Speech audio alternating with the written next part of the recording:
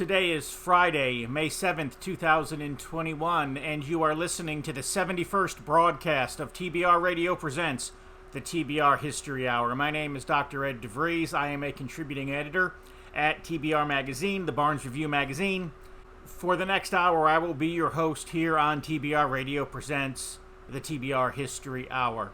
On today's show, I'll be talking with TBR's executive editor, Paul Angel, and Paul and I are going to be discussing the newly released May-June issue of the Barnes Review magazine. When I was a kid, my parents had been hippies. And so, their mantra was question authority. Ronald Reagan was president, and his mantra was trust but verify. Mine was a generation, and you're just a few years older than I am, so yours probably as well, that had been taught by our parents and by our politicians to question everything. But yet somewhere along the way, we've stopped doing that. And in your opening comments to this month's magazine, you remind us of the importance of questioning everything. Well, you have to, because and much of the stuff, as I say, George Orwell said, right, it's time for sane men to state the obvious. Okay, so some of the stuff about that we're hit from all sides with fake news and fake history from everywhere. It's difficult, but you have to question everything that you're being told. I mean, is white supremacy really the greatest threat to American domestic security? Does it actually exist? Is white supremacy a movement at all? Is it tiny? Social issues, abortion, stuff like that, when life begins, when life should be taken. The idea that some of these liberals want to go to full-term abortion is something that I think we can agree that, forget the semantics, that's murder. Mass shootings, are there really mass shootings? We now know that in mass shootings, they don't count as a serial killing or a mass shooting if the gunman knows the people that they're shooting at. But if you look at like the serial killers we have running around the streets of the inner cities these days, who might shoot 6 or 7 people, the only reason they're not considered mass shootings or serial killings is because they know the people that they're killing. So like the way they're twisting everything and the words that they use and the words that they want to appropriate also makes you have to think twice about everything you're hearing. But we all know that and especially from this recent James O'Keefe video, right, with the I don't know if he was an upper executive, but he was in on meetings of policy at CNN, who admitted that their goal was to get Trump out of office, and that they would lie to you and bring on, if they saw a video of Trump's hand trembling during an earthquake, we'll say, that they'd bring on a raft of medical experts to simply speculate what it could be. It could be Parkinson's. It could be this. It could be that. Well, I don't think he's fit to be president if this is the case. And they all admitted that they were just completely speculating on so much of this stuff and twisting the news and suppressing the news. And this is why the idea of Hunter Biden teaching a class on fake news at Tulane is just so rich. It's unbelievable. As we were talking off air about the rating of Giuliani, does he really have something on Hunter Biden? Has he had some crooked dealings with the Ukrainians? Was he trying to find the truth out about Hunter Biden by going to Ukrainian companies who handled some of these servers, or if they did, or what his contacts were? Or are they just trying to intimidate the guy like they intimidated Roger Stone? So it's like, and here's the problem, right? First of all, we've just done Glenn Greenwald, who has done an analysis of the psychology behind this and understands, or has come to the conclusion that leftists like to be lied to. They don't really want any difference to their narrative. They don't want to have to think about it. And I think Jordan Peterson hit on a very important point recently in an interview he did about the narratives of the left and the right. And so young people especially are attracted to adventurous narratives. They want adventure. He says, Peterson says, it's in their heart, right? It's in their heart to have adventure. And so they want their life to have some meaning, right? And so what's the story of their life going to be? Well, the left story are so exciting and so enrapturing for young people. For instance, climate change. We don't even know if it's really happening. We know that, well, I shouldn't say that because climate is warming, but it's all part of a natural trend over 15 centuries, 15,000 centuries. I love what President Trump said. He said, of course I believe in climate change. Why do you think I read the weather report every day? Exactly. But that narrative is exciting to young people because guess what? They're inundated with news, right, from hand-picked, cherry-picked sources to put on CNN and MSNBC and these other left-wing groups, organizations, mostly all the news media, maybe except Fox, and the others, Newsmax and OAN or whatever. But are you going to be part of saving the planet, or are you just going to sit back and do nothing and be a polluter, right? That's their narrative. Well, of course, these young people want to be part of saving the planet. And of course, another one is systemic racism in the United States. I don't think it exists, because systemically it would mean it would have to be permeating every level of society as the system, which would mean you'd have to have laws in place that suppressed minorities and oppressed the vote and censored them. Whereas the opposite is true. We have so many laws in place to make sure that there's equality in housing and hiring and school admissions, and also welfare and checks for people who need it, and food banks and whatever else, and tax breaks and everything else.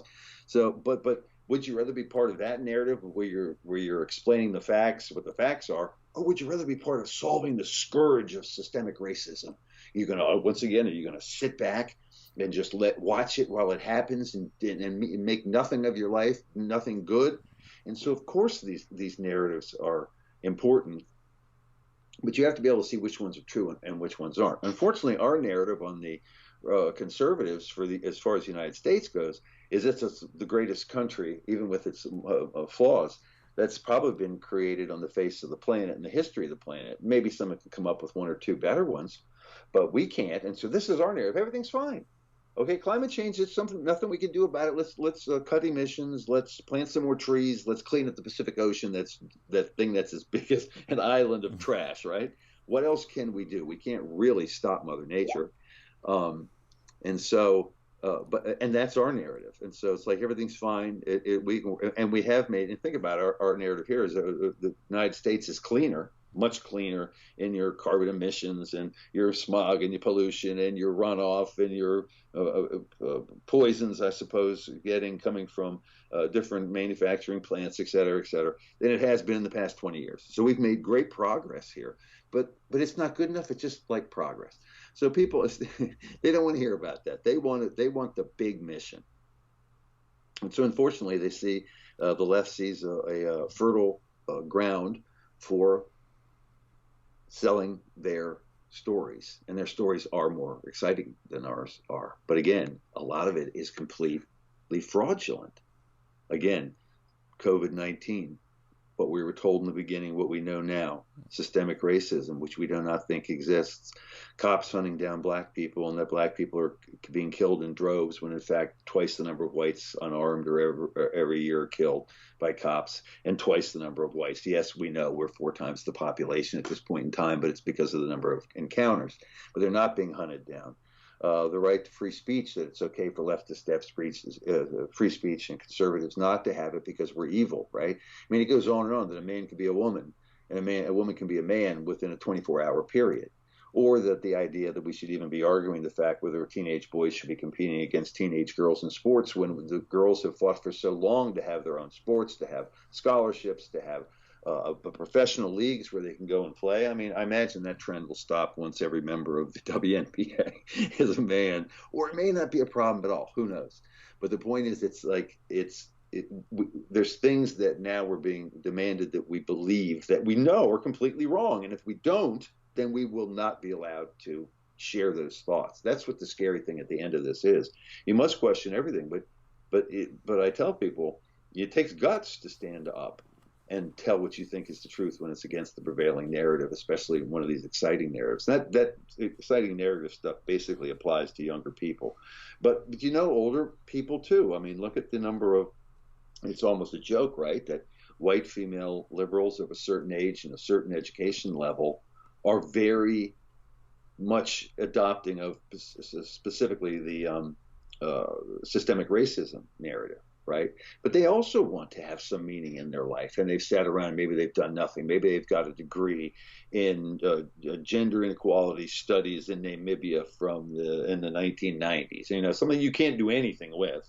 Maybe, I shouldn't say that because there's probably a few Namibians listening, but you know what I mean? And they have nothing. Maybe they didn't get married. Maybe they don't have children. Maybe there's not. And so they have to grasp onto something, even if it's fake. They want to be lied to. And it's a very strange psychology. After your editorial, there's a one-page editorial from Phil Giraldi over at American Free Press, and he asked the question if there's a new Crimean War brewing. And what I find interesting is that Joe Biden is unwavering in his support of a Ukrainian president who was really prepared to deliver the goods that would have put him and his son in prison. Do you think that this war in Crimea, in the Ukraine, in war with Russia, do you think this is going to be Joe Biden's way of bribing his way out of some type of a future indictment, either for him or his son? It's possible, but I will say that the Ukrainian policy of the United States government was extremely important to them. For some reason, the narrative, right, that Russia is the biggest enemy and China is not, is weird to me, okay?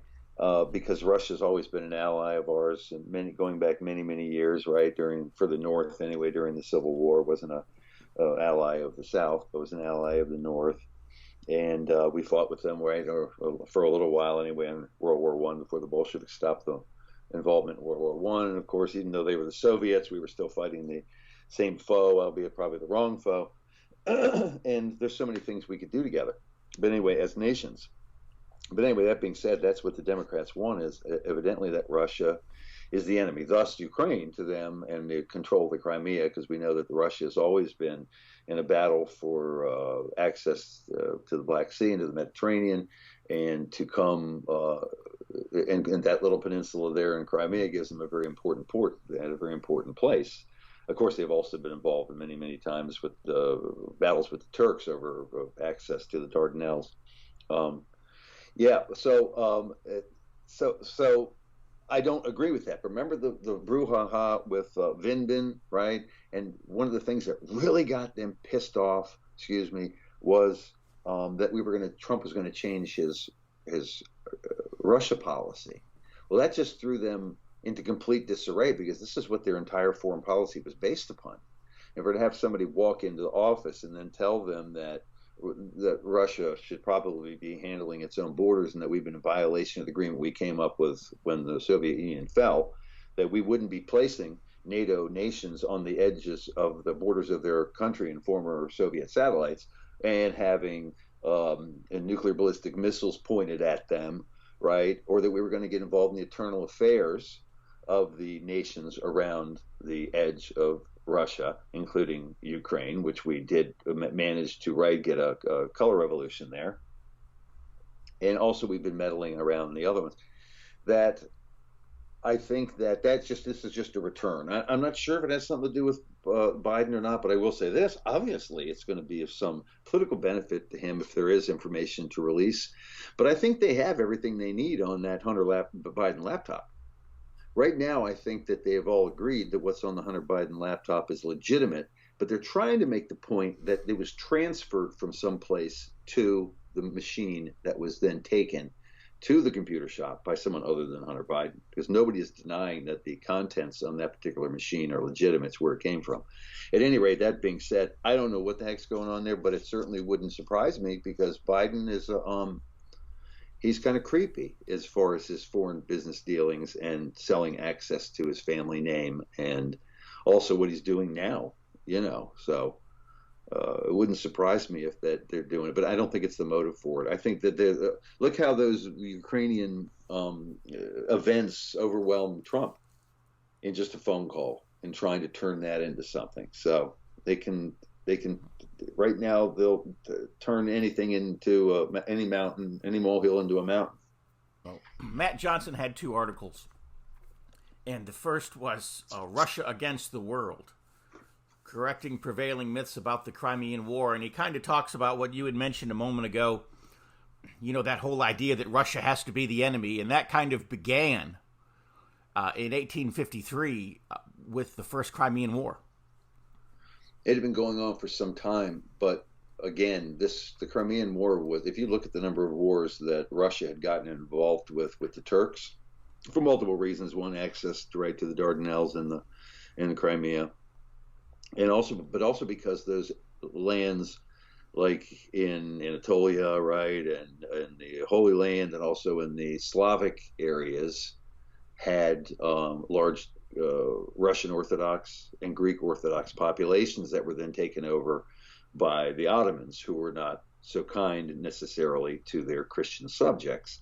So really, what happened was that the start of that particular war, and by the way, it was Russia against the world, because Russia at that time was fighting some of the most powerful nations around. You had them fighting Britain, you had them for France, you had the Ottoman Empire, which was on again, off again, and Johnson explains that in the story as far as their influence in the area. But you had the entire Baltics that had been taken over and had Ottoman overlords over people in Serbia, Bulgaria, what is now Albania, and also so the war originally started was the French were complaining about the treatment of the Ottomans were giving the Catholics in the Holy Land, I believe, and the Russian Tsar wanted protection for the Christian Eastern Orthodox in the Holy Land, but also in Ottoman occupied lands. And in the end, by the way, they fought this massive war, and it really, to the British and the French, it was more about hemming in Russia. And this is what it's always about, is hemming in Russia, hemming in Russia. We just said that the Crimean Peninsula is extremely important to strategically to Russian defense and offense, if you want to go that way. And so they basically were fighting also Sardinia, and there was the Austrian-Hungarian Empire, I believe, and also even Bavaria was making noise about getting involved in the war. So there really was the largest powers in the world against Russia. When they finally signed the treaty, nobody even cared about the rights of Christians under Ottoman rule, because they just wanted the war over with. It had been extremely costly for all sides. But the newspapers of the time, as in the thrust of the article, was the newspapers of the time have started the lying about the Crimean War. What the cause was Russian expansionism, Russia trying to take advantage of a weak Turkey or Ottoman Empire. Russia always wanted to expand, when in fact, really, they had legitimate concerns about control of the Crimea, but also the Christians under Ottoman subjugation.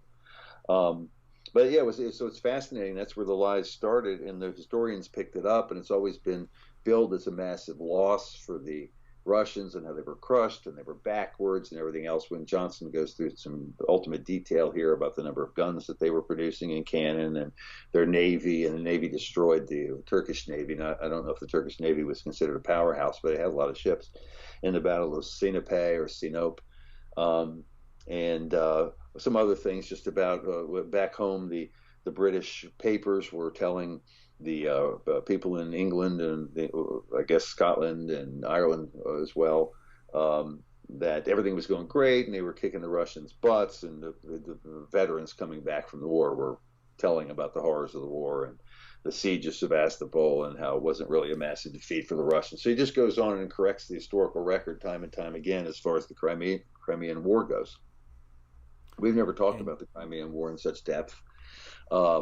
But I thought it was interesting in that it was a lengthy article with real analysis of multiple battles and the political and social ramifications of it.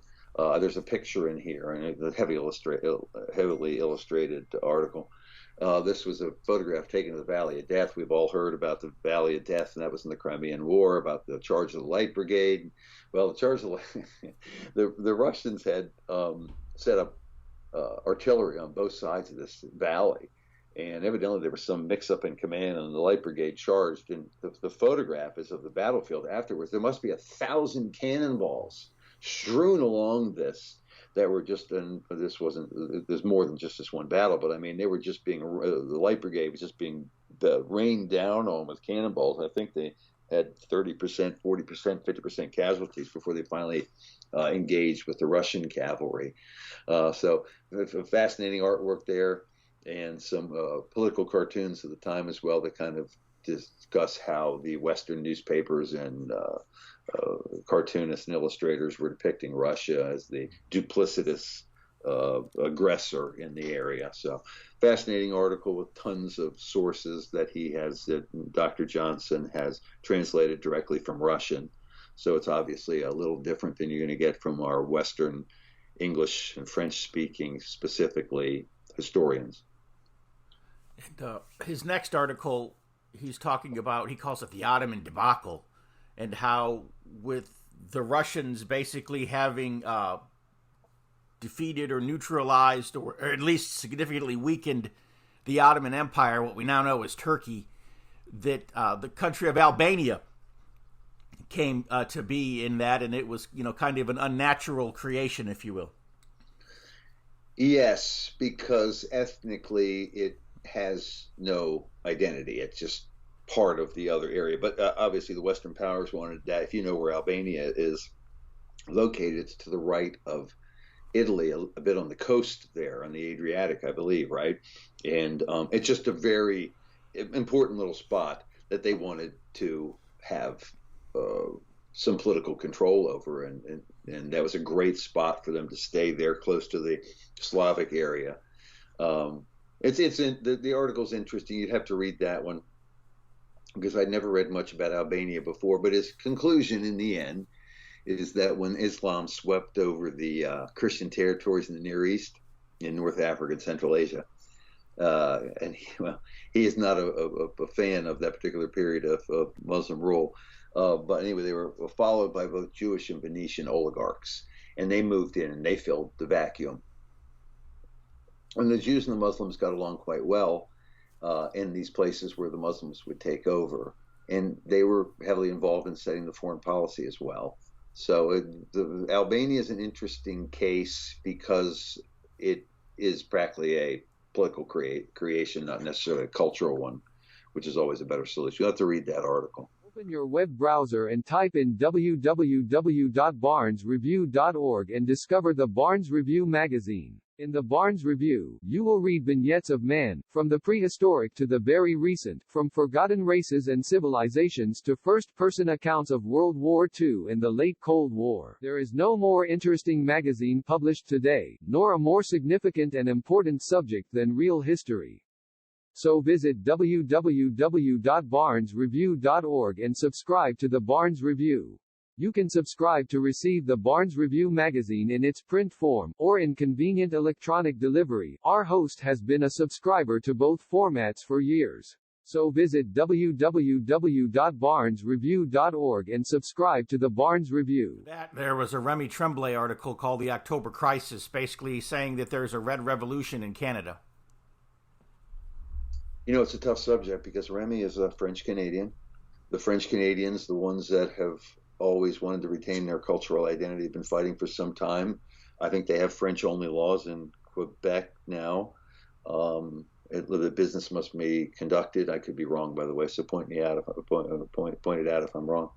But they're very nationalist and very loving of their French culture. And so there's always been an independence movement there. And for most of the times, it was a conservative, right-wing, nationalist movement. But it was generally peaceful. And then the communists kind of infiltrated Canada, as they did here, right, during the period of the late 60s, 70s, when we had the Weather Underground bombing stuff all over the country and hijackings happening. People always forget the 70s, how volatile they were, how many airliners were hijacked, how many bombings were happening. Well, the same thing was happening in Canada. And they were targeting in France these leftist groups, the Quebec Liberation Front, high-end neighborhoods in Protestant English-speaking areas. And I think it was hundreds of bombings. And several times during the course of the years during the 70s, the rings were broken up and would reemerge once again and carry out whatever terrorism that they were doing. They got the Canadians in general, including French Canadians, I think, got scared and fed up at the same time with it when they finally started kidnapping people. And they kidnapped a British diplomat who was there, because at the time, I think Canada was independent, but still looked upon as semi-independent, and still looked upon as a vassal state of the British, especially for... Well, all the Commonwealth nations are basically redheaded, stepchildren or orphans or whatever you want to call them. But it's all great. until your adopted father tells you got to come and fight in fight in World War II and fight the Germans, right? Then you're like, wait a second, we never had much in common with you guys. But anyway, they had kidnapped a couple people and they ended up killing one of them, and that was it. They declared martial law and they finally cut it off. And I don't think there's been one since. Of course, this is emerging again now, cyclically, right? We have our own BLM and Antifa imitating the behaviors, not quite the public bombings yet, but because they may know the line to draw.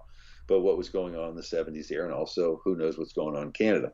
Although Canada is basically a police state, from what I've seen, as far as a COVID police state. I saw that video recently of the cops just chasing people down. They're out after curfew. I mean, like, what's up? Didn't they get the vaccine? Maybe they got the vaccine and turned them into zombies. I'm not sure. But anyway, fascinating story. Really didn't know much about this. And that's why I love Remy, because he talks about, and we have by the way, a lot of Canadian subscribers. And so they really appreciated this because he talks a lot about Canadian history from a nationalist, independence, French cultural point of view. And of course, this is in other parts of Canada, it's a bit suppressed, we'll say, his work. He is the editor of The Owl, the Harfang in Canada. But there was some interesting artwork in this one too. For instance, at one point in time, in 63, I think it was, the revolutionaries, we'll call them, had broken into a pretty large cache of weapons and got a bunch of dynamite. And it was a daring raid, right? I mean, you're like, wow, they stole this from a military armory. And one of the things they did was they blew up the statue of Queen Elizabeth when she was young in the picture. Was that Queen Victoria? It was Queen Elizabeth. Let me see if I can remember who. It was Queen Victoria. I'm sorry. It was Queen Victoria when she was young. And it was in Quebec City. She'd been there for 66 years, and they blew it, put dynamite in. Her head blew off about 2 blocks away. So in some respect, you're like, these guys were fighting for independence. They really wanted the Brits out of there, but they went a bit too far in turning against their own people. Kind of, again, what's happening now. That was a religious and language thing, right? They didn't like the English-speaking English there. They were Protestants. They were different. Down here, it's different, where there are, of course, today, where this is totally turned into a racial battle. Of course, some of these French leftists also tried to make contact with and work with Stokely Carmichael and other Black Panthers and other Black radical groups. So they had turned away from, at that point in time, they turned away from those nationalists who were looking for French independence to realize that this was really an attempt to overthrow the entire government.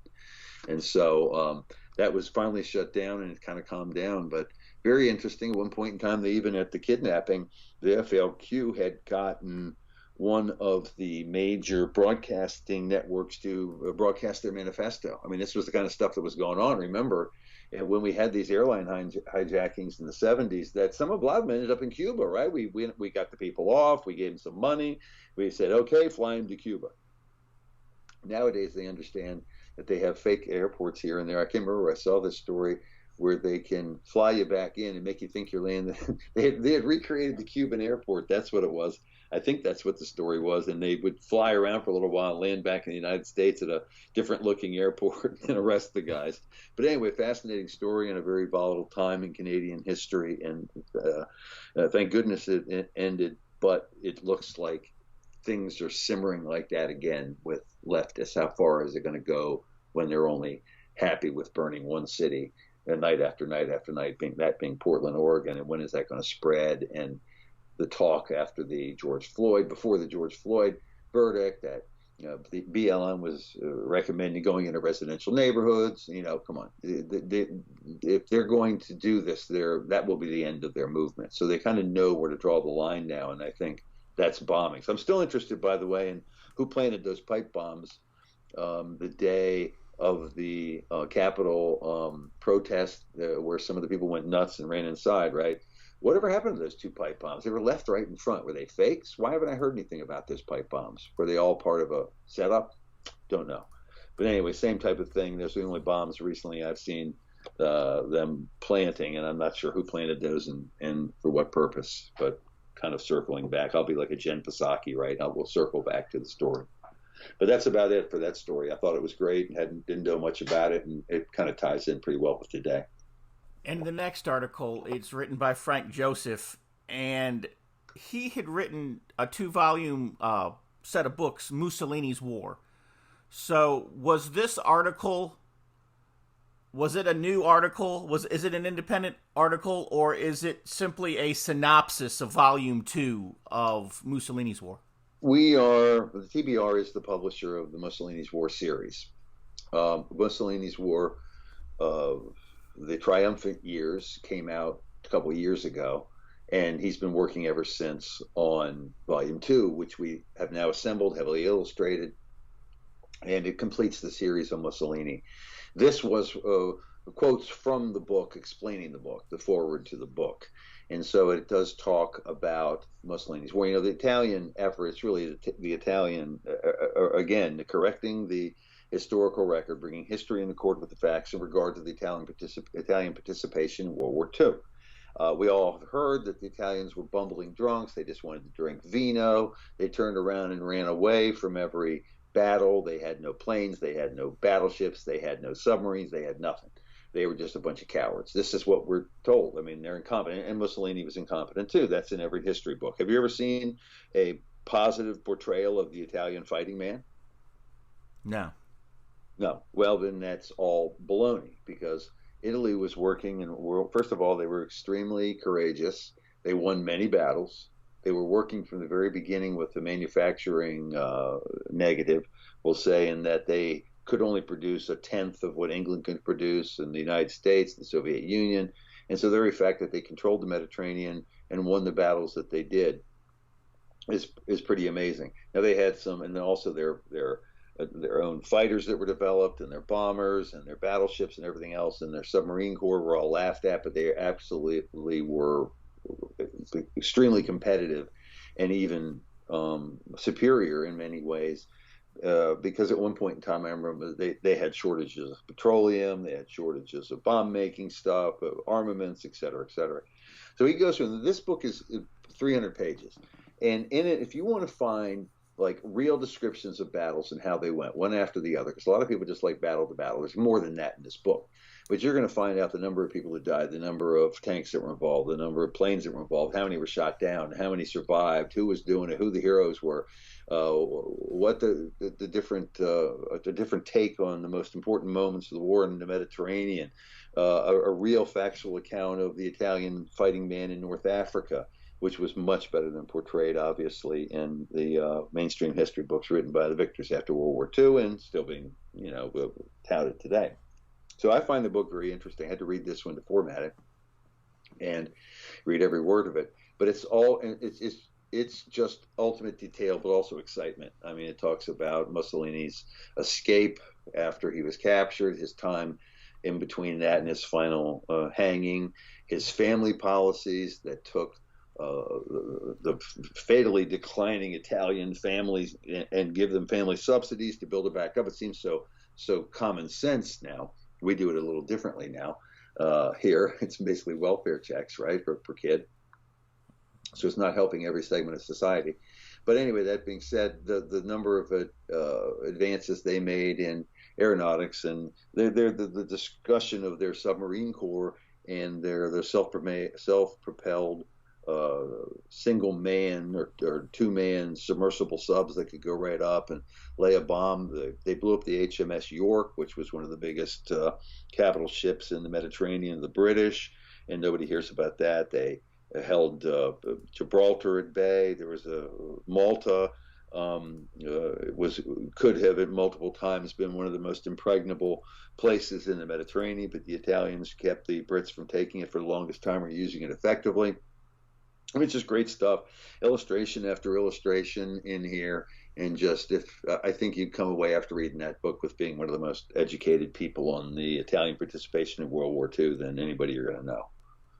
And good for non-Italians, but especially for Italians to read this so they know that the true history of the Italian fighting man.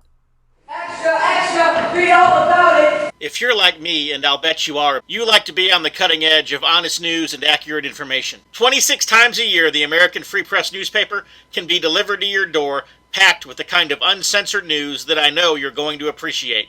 If you're ever dissatisfied with your subscription to the American Free Press, their guarantee is that you just drop them an email and they will gladly refund the unused portion of your subscription. So what are you waiting for? Visit www.americanfreepress.net, Once again, www.americanfreepress.net. And find out about the American Free Press. Do it today. Extra, extra, read all about it. William White had written an article, The Spear of Destiny. The use of fake history and this kind of ties back in with our Sasquatch and ancient aliens and stuff and ghosts and mediums and all this stuff, this infatuation with the occult, but also with twisting history to sell books. And so Adolf Hitler, as Bill White says, has I think if I can quote him, he says, each year brings a host of new nonsense, from lurid tales of Hitler's Jewish ancestors and methamphetamine abuse, to books on Hitler's Pope, Hitler's secretary, Hitler's greengrocer, and Hitler's black lover. Lately, conspiracy mongers have revived the anthroposophical. He explains what that exactly is later. It's involved with Madame Blavatsky, I believe. And so they came. Ravenscroft was the author. Trevor Ravenscroft came up with The Spear of Destiny, the occult power behind the spear which pierced the side of Christ, and how Hitler invented the force in a bid to conquer the world. He basically debunks so much of what we see in the movies in Indiana Jones and all about the evil Nazis running around the world trying to possess these relics. Now, they did, once some of them, the more historical ones, but he goes more into debunking Ravenscroft's claims, because part of this is this fad in history, and it might even be called remote viewing, which many people do believe in, but that there was a window into history which you could access, your third eye, right? Now, in the past, shaman and others would do this with LSD and peyote and other psychoactive drugs. But anyway, they were able to do this and communicate with people from the past. I mean, Madame Blavatsky was basically a medium, I think, to this. But people really believe this. So they make this wild claim about Hitler. You know, Hitler had a 12th thumb, okay, or whatever. And then they'll go, well, how do you know that? Well, I saw it through the window of history, through my journeys. And now I know that Hitler was there and he was really reincarnated as this other guy. But that I got this information from someone who saw Hitler in the streets of Vienna, I think it was, painting a painting, and then he left his book behind, and I found the book, and he had these strange notes, and he was an occultist, and none of this is true. I mean, there wasn't anybody with that name who ran a bookstore at the time, and Hitler wasn't, whatever it may be. But people just love this stuff. They love this, and Bill even says, I forget that it appeals to a certain type of person who likes this type of sensationalism. He calls it an amusing slander and fantasy, but not a serious work on World War II or Adolf Hitler, which it is billed as. So I just thought, once again, bringing history into court with the facts in regard to Adolf Hitler and the search for the holy relics. It was more about making money. It's interesting, you probably know this, right, that the gospel stories are slightly different from one to the next, but I don't even think it was Longinus who evidently was the Roman soldier who pierced the side of Christ, and that lancet, of course, was the great spear of destiny. I guess we should have discussed that earlier, but that held at the front of the army could, defeat any enemy. But where we came up with the name Longinus and some of the story, we don't even know, because I don't think it was mentioned in any of the name anyway, in any of the four Gospels, and appeared later on. So we don't even know whether this story of Longinus was made up or true. We do know that I imagine some Roman soldier pierced the side of Christ, which, by the way, is another fascinating story. That was it Herod who was, I think the body of the Messiah after his death would be unblemished, and he didn't want the side of Christ pierced with anything or disfigured.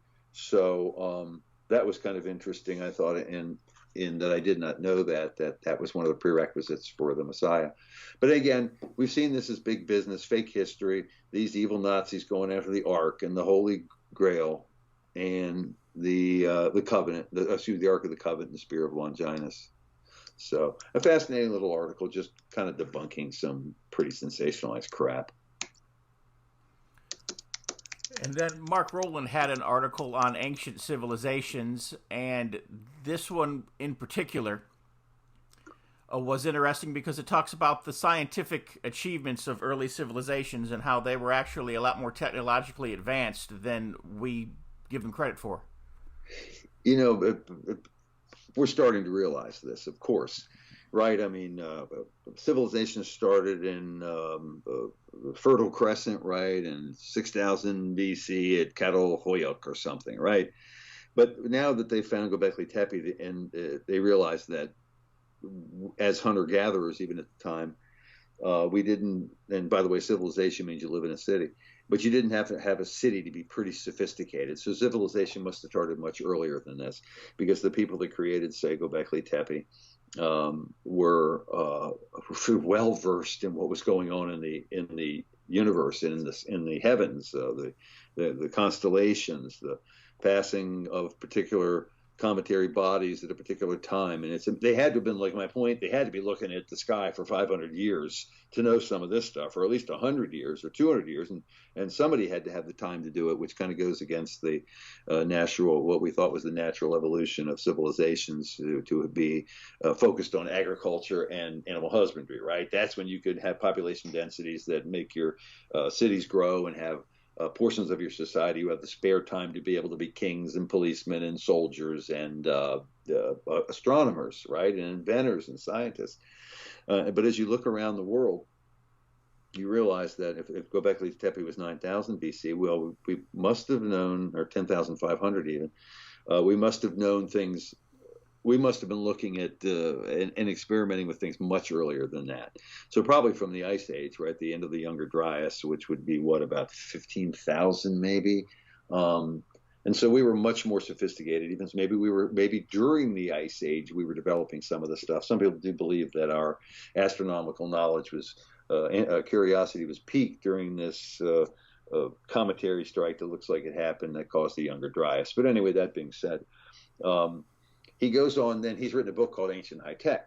So I said, excuse me, that's Frank Joseph again. Frank Joseph has written a book called Ancient High Tech. So I got Mark to review the book, and he said he didn't want to repeat anything in the book. And so so all of this is examples of things that the ancients knew that they probably shouldn't have known unless they had been much smarter than we thought, and paying really close attention to what was going on everywhere around them, not only in the heavens but on the earth, because of course the Incans were using foxglove plant to treat heart ailments long before doctors recognized their efficacy. One of the things, the accomplishments that he mentions was the amazing ancient Banway rice terraces of Luzon in the Philippines, which is one of the most massive constructions ever. It's absolutely amazing. And they could have fed over 2 million people, but it's odd that they would never have had to feed 2 million people according to what the populations there were at the time. So who they were feeding, how they did it. If you see the picture in the magazine of the rice terraces in the Philippines, they're absolutely amazing. Of course, he mentions the copper miners of North America, which most of our TBR readers are familiar with, because we know that tons and tons and tons, hundreds of tons of copper was mined out of mines in the Upper Peninsula of Michigan and in the region by some ancient culture. And we would think it might be the American Indians, except we don't know where all that copper is. We're talking so much copper. And of course, they're always looking for during we had the Copper Age, right? The Bronze Age and the Copper Age later. And so where did all this copper come from for the Egyptians to make stuff with it, and all the other cultures of the Near East, the Mid East? Well, people think they came over here. So there's a discussion about the possibility of the ancient people. There's a rock carving up there that looks like a Phoenician boat to me. So that was another thing, how they did it and how they used a thing that they would drop on the copper and with bell copper, I guess, was when they mixed it with bronze or something. You have to read that. My point there was to say the American Indians were amazed that the metals that these marine people made would ring when hit with a particular stone, so they thought it was like amazing god creatures coming. And of course, recently they found all kinds of stuff. They found the Spanish would go from South America with these treasure troves, and a lot of them would wreck in the North Carolinas, right, on the Hatteras and all that. But one of them wrecked somewhere near the Florida coastline, and they found this Incan, or possibly most likely pre-Incan death mask found off the coast of Florida. And what's the big deal? It was just something that the Spanish took. Well, it was made of or coated with iridium, which is this rare mineral usually acquired from meteorites. And it evidently requires extremely high temperatures to smelt. So you're like, well, how did they do that? We can hardly do that now. It goes on to listing more of the amazing medical discoveries of the South Americans, particularly. This isn't a totally a white European article. They talk about the Egyptians and their use of a toothpaste and the first toothpaste formula. I mean, it's just a lot of little interesting things that the use of in the advertisement for the book, the idea that we came up with the sulfur match in recent times, when in fact the Babylonians were using a sulfur strike match thousands and thousands of years ago. So it's just kind of a humbling little article that these people, it took us thousands of years to rediscover what was lost. And I think that's basically the point of the article. There's some amazing stuff in there, though. And then Antonius J. Patrick's article, Ireland in the World Wars, basically talking about how for the course of about 30 years, the Irish just wanted to be neutral. They didn't want to fight in either war. Irish history is a fascinating thing. I mean, it's amazing that they aren't part of England. As long as England tried to conquer them, to oppress them, to deport them, to humble them, to starve them, and they still not only have an independent country, except for one small little section, but also the influence they made in the United States of America and coming over here in the droves. The Irish are a fascinating people, and they've suffered as much as anybody, but you don't see them with their hand out, for the most part, looking for any pity or looking for any money. They just keep on keeping on. And so this is a little bit of a history not only of their attempts to stay neutral, because they didn't stay neutral in World War I. Lots of Irishmen ended up fighting for the Brits in World War I, and they regretted it. And then in World War II, they did their very best to stay neutral as well, even though I think the Germans were courting them. They loved to have had an ally, or at least a pledge of total neutrality. I mean, I don't know if the Irish were going to declare war and independence at that time, but soon thereafter the war, they did have their own war for independence and then their own civil war to where they are. But a fascinating story there. I think everybody should read that one. And it talks about the Irish politicians and the trouble they had in trying to keep the devastation that happened in many countries in World War I out of Ireland during World War II. And we're generally successful. So it talks quite a bit about Eamon de Valera, of course, who's one of the heroes to many people, many Irish. So I think people would find that a good analysis of foreign policy in the era, and how they really were trying to do what George Washington always said, right? You know, trade with everybody, but don't have special allies. And then the next article deals with that period between the world wars.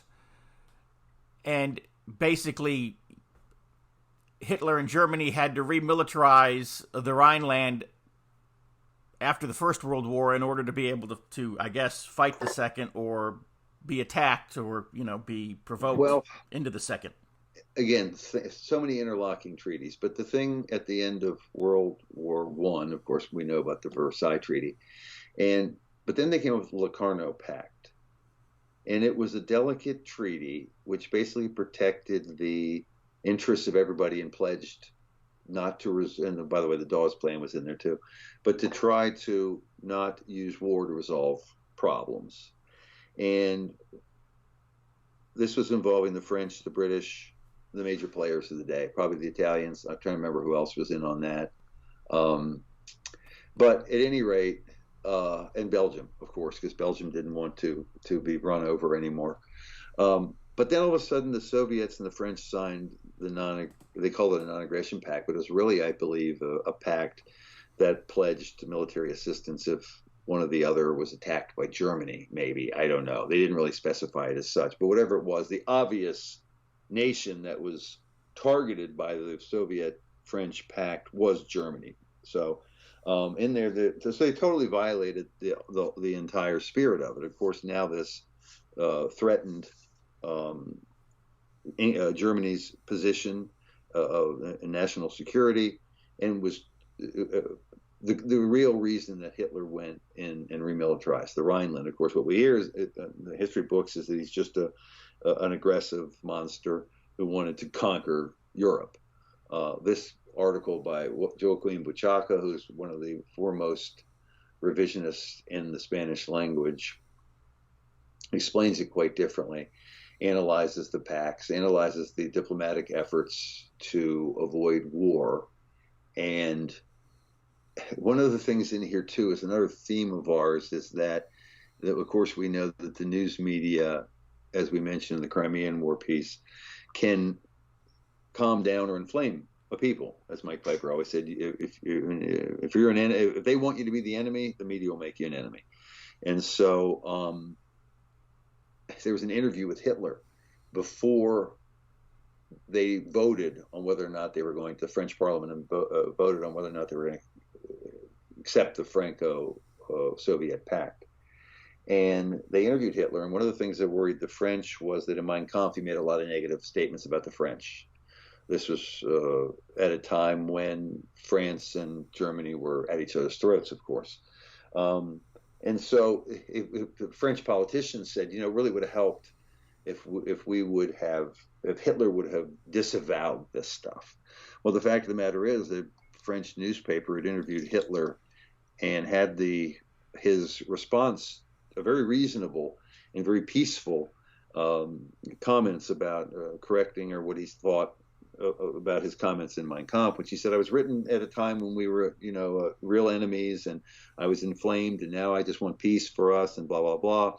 And the newspaper did not publish the article until 2 days after the parliament had voted to accept the Franco-Soviet pact. Had they published the article when it was done, it probably would have soothed public opinion to the point where there wouldn't have been any support for violating the risk of violating the Locarno Pact and signing the Franco-Soviet Pact. So once again, the question is, did the French government ask them not to publish that, or did they make that decision, kind of like hiding Hunter Biden's laptop or suppressing information on Twitter and Facebook about Patrice Kahn-Culler's real estate, and the BLM, co-founders' real estate purchases in the millions and millions for a trained Marxist, etc. And so when the public doesn't have access to the truth, to what other leaders are thinking, which I've always said, by the way, we should always be talking to our other foreign leaders all the time, whether we like them or not, then they don't have the information they need to make rational decisions about whether to support a national policy. So once again, that was an interesting point in this article, that had they published that article, that invasion of the Rhineland might never happen. That one article could have possibly prevented World War II from happening. And one of the closing articles in the magazine was an article by the TBR staff called Killing Castro. Basically that the CIA and the American Mafia got together in an attempt to overthrow Fidel Castro. That was interesting because we all know the CIA is a bit corrupt, and we think that, or has been in the past at times, and we also wonder about the FBI these days, right, with listening in on Trump and on James Comey, as you mentioned, and you got Clapper, all these guys, and you have James Brennan, right, the CIA, and they all seem to be political. They all seem to have their own agenda as opposed to just investigating and charging or not. It's kind of like I would say this raid. It was an FBI raid on Roger Stone, the 73-year-old guy at home with his aging wife, and they show up SWAT teams and all of this stuff. It's just a camera. It's just a photo op, right? But we do have we do wonder about our intelligence services and whether they've lost their way. Well, they certainly had lost their way in the 60s because finally, I guess it was at the time, political assassinations were legal, maybe. I don't know if they were legal, but I know Gerald Ford, when he took over, ended up outlawing assassinating foreign leaders. You'd think we would have done that ages ago. But anyway, the very willingness of the United States government to work with anybody to get rid of Castro especially the mob. And of course, the mob had its own agenda. It wanted Castro out and the communists out so we could take over Havana, gambling and prostitution and crime and all that stuff again, and get that really lucrative island back under their thumb. As you remember, probably have seen The Godfather, right? And the scene where one of those Godfather movies, they're running out of Cuba because the communists had taken over, and so the mob had to get out of there pretty quick. But the number of attempts, the crazy, like James Bond style stuff they tried to do with the poison and the depilatory, and a lot of people have heard some of this, but I did not know just how many different weird plots trying to get his mistress to kill him, the number of times they tried to poison him in a scuba suit and all this other stuff, and the very fact that the U.S. government would have worked with anybody. Some of these, by the way, these mafia guys were really interested in this. They accompanied some of the, I guess during the Bay of Pigs, there may have been one of them there. It was Johnny Rosselli and the other guy, Giancana, I think it was, right? Two pretty famous mob names were heavily involved in trying to whack Castro. So I want to know, are they working with organized crime today? I don't know. Well, I've always thought that the reason that the government, the FBI, whatever, wanted to do away with the organized crime families was because the government doesn't like competition. Yeah, that's right. But a different kind of competition, I think. But yeah, pretty much the same. The CIA certainly was competing with the mafia or working hand in hand with running drugs in out of Central America and other crimes during the time. Think about the amount of involvement and meddling we've had in Central America, and whether or not one of the reasons so many of these Central Americans want to leave countries that are riddled with crime and drug abuse and graft and corruption and bribery is because they're the leaders that we helped put in place, or those leaders were overthrown by people who found that ground fertile for their message of communism. I mean, look at Daniel Ortega, right? He's still in power, isn't he? In Nicaragua, he might never have come into power had we not been putting in henchmen in these places. I know one thing in Cuba, Castro, as the article points out in the beginning, the number of people who were killed, the number of people who starved, the number of people who were locked up, the number of people who were oppressed under Castro was a number of soldiers who died in foreign wars in, say, Angola. Remember when Cuba was getting involved in Angola and other places? To helping. Well, I've had old Cubans tell me when I was, interviewing them and talking with them in Havana that under Castro, if you crossed the government in some way, or maybe you said something you shouldn't have said, that, quite possibly the police come, you're arrested, and it may be a long time before your family sees you again. Yeah, sure. But they said under Batista, you said something, there was no warning. The police just walked up to you on the street, shot you in cold blood in front of everybody to make an example of you. And so, you look at that, and we supported this guy, and you got to wonder exactly if this mess we're seeing is up. Obviously, Biden has opened the floodgates, the dummy. But whether or not the situation in Central America is a result of long-time FBI meddling or CIA meddling. So it's an interesting book. The book is actually, that was a book review of the book Mafia Spies, The Plots to Kill Castro, I think it is. And it's worth a read. That's all I can tell you. So, that pretty much brings us to the end of the magazine. So do you have a last word for us?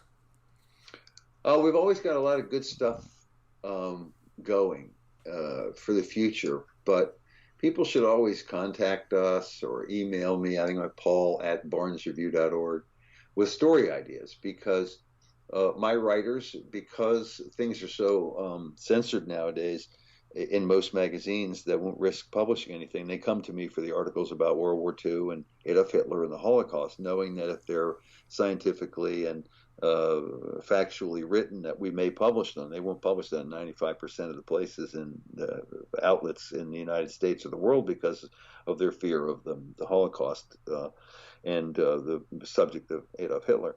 So we're always looking for stories on little things, like not necessarily little things, but things we don't cover from the World War II in Adolf Hitler era. So if you have a great little history story, it can be a tiny little story. It can be a little story that changes a historical battle. I love those types of stories. The hinge factor, we call that.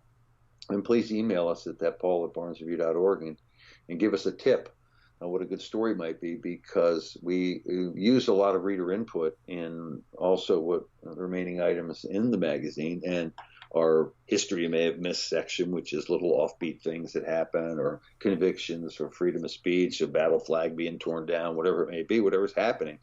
Become involved not only in reading the magazine, but also in trying to contribute to it, or come up with concepts or historical incidents you think we should cover. And also, don't forget to go to barnesreview.com and buy a lot of products, buy a lot of books. You can't get a lot of them anywhere else, and just support independent media wherever you find it.